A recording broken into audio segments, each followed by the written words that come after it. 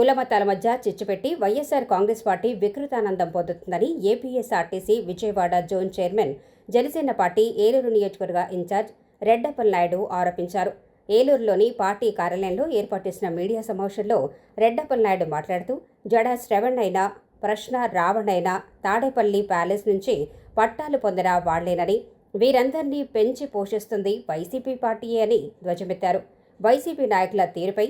ఆగ్రహం వ్యక్తం చేశారు. యూట్యూబ్ రావణ్కు వైసీపీ న్యాయపరంగా సాయం చేస్తామని చెప్పటం ద్వారా వీరి బంధం రాష్ట్ర ప్రజలకు బహిరంగంగా తెలిసిందన్నారు. అవినీతి కేసుల్లో ఉద్యోగం పోగొట్టుకుని సమాజంలో అలజడులు సృష్టించటం ద్వారా పబ్బం గడుపుకోవాలని రావణ్ చూస్తున్నాడన్నారు. ప్రజల కోసం నిత్యం పనిచేస్తున్న శ్రవణ్ కళ్యాణ్ని విమర్శించే నైతిక హక్కు ప్రశ్న రావణ్ జడ శ్రవణ్లకు లేదన్నారు. ఒక పథకం ప్రకారంగా ఒక ఆర్గనైజ్ చేసి ఒక కార్యక్రమాన్ని రూపొందించి ఈ రాష్ట్రంలో ప్రశాంతమైనటువంటి వాతావరణం ఉండకూడదన్నటువంటి ఆలోచనతోనే దళిత క్రైస్తవ శంకారాం అనేటువంటి నామకరణను పెట్టి ఆ యొక్క వర్గాలకు అన్యాయం చేసే దిశగా జడా శ్రవణ్ కుమార్ గారు మీటింగ్ ఏర్పాటు చేయటం, ఆ మీటింగ్లో రావణ్ అనేటువంటి వ్యక్తి చీఫ్ గెస్ట్గా రావటం, ఆ రోజు అక్కడ చేసినటువంటి ప్రసంగం చూసినట్లయితే రాష్ట్రంలో ఉన్నటువంటి యువతీ యువకుల్ని రెచ్చగొట్టి ఉగ్రవాదం వైపు నడిపించే విధంగా, రాష్ట్రంలో లా అండ్ ఆర్డర్ ప్రాబ్లాన్ని సృష్టించే విధంగా, అధికారంలో పదవులు ఉన్నటువంటి ముఖ్యమంత్రిని ఉప ముఖ్యమంత్రిని అదేవిధంగా చట్టసభల్లో ఉన్నటువంటి డిప్యూటీ స్పీకర్ని పందిని కోసినట్లు కోస్తామనేటువంటి పదాలు కానీ, ఇట్లా అంటే దళిత క్రైస్తవ హక్కులపైనటువంటి ఒక మీటింగ్ పెట్టి దళిత క్రైస్తవుల హక్కులు అనేది పక్కన పట్టేసి వైసీపీ ఏదైతే జగన్మోహన్ రెడ్డి గారి డైరెక్షన్లో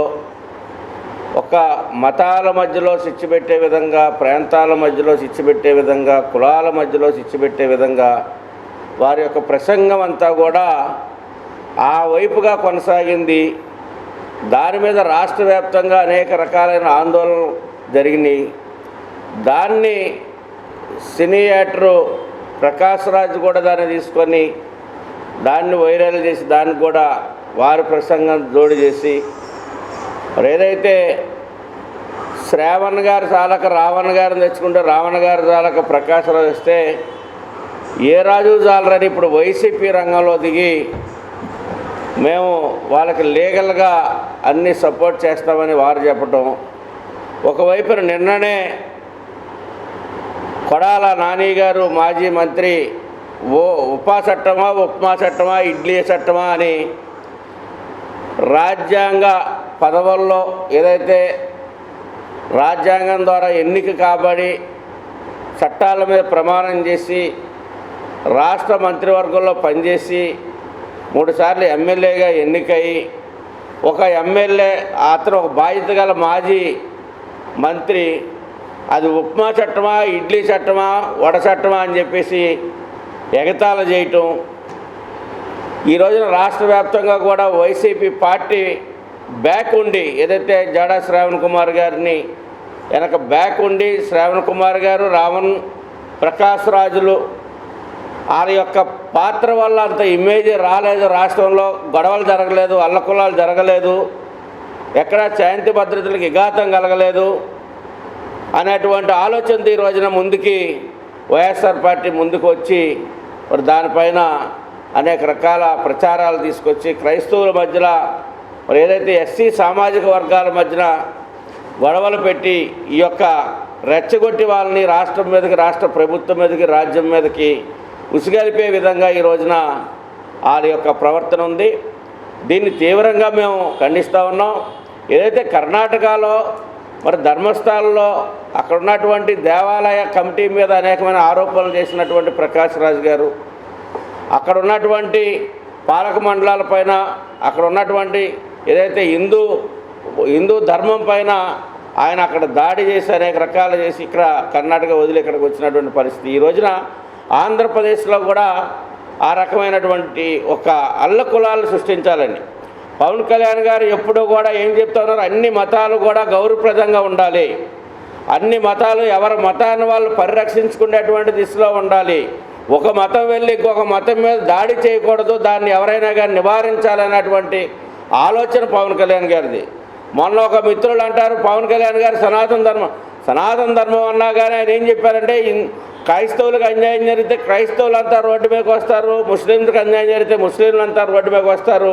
తిరుపతి లడ్డూలో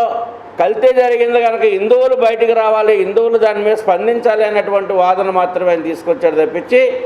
ఎక్కడ ఏ మతాన్ని కూడా కించపరిచి కానీ ఏ మతంలో ఉన్నటువంటి వ్యక్తుల్ని అగౌరవపరిచేటువంటి విధానం కానీ వారి యొక్క మనోభావాలు దెబ్బతినే విధంగా కానీ ఎక్కడ కూడా వారు మాట్లాడలేదు. కానీ ఈ రోజున రాష్ట్రంలో అల్ల కులాలు సృష్టించాలి, జగన్మోహన్ రెడ్డి గారి యొక్క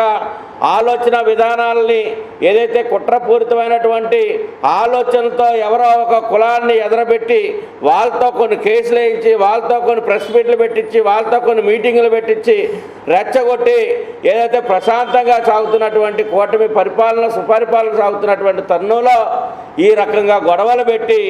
ఈ యొక్క పబ్బం గడుపుకొని ముందుకు రావాలన్నటువంటి ఆలోచన ఏదైతే వైసీపీకి ఉందో ఈ రోజున ప్రజలందరూ కూడా సీగొడతా ఉన్నారు, ప్రజలందరూ సేదరించుకుంటా ఉన్నారు. ప్రజలు ఈ రోజున 11 నుంచి రేపు పొద్దున్న ఆ 1కి చేరే పరిస్థితి కూడా వచ్చే పరిస్థితిలో ఈ రోజున ఏం చేయాలో తెలియనటువంటి స్థితిలో జగన్మోహన్ రెడ్డి గారు ఆయన నాయకుల్ని ఆయనకు అనుకూలంగా ఉన్నటువంటి కొంతమంది వ్యక్తుల్ని మత పెద్దలుగా తయారు చేసి ఈ రాష్ట్రం మీదకు వదిలేటువంటి పరిస్థితి, వెనక నుండి బ్యాకింగ్ ఉండి వాళ్ళకి ఫండ్స్ రేజ్ చేసి డబ్బులు ఇచ్చి వాళ్ళతో మీటింగులు పెట్టించి ఇక్కడ రాష్ట్రంలో ప్రశాంతత లేకుండా చేయాలన్నటువంటి ఆలోచన ఏదైతే ఉందో రాష్ట్ర ప్రజానీకం తిప్పుకొట్టాలని చెప్పేసి ఈ సందర్భంగా జనసేన పార్టీ నుంచి ఏలూరు నియోజకవర్గం నుంచి వారు చేస్తున్నటువంటి దుశ్చర్యల్ని తీవ్రంగా ఖండిస్తున్నాం.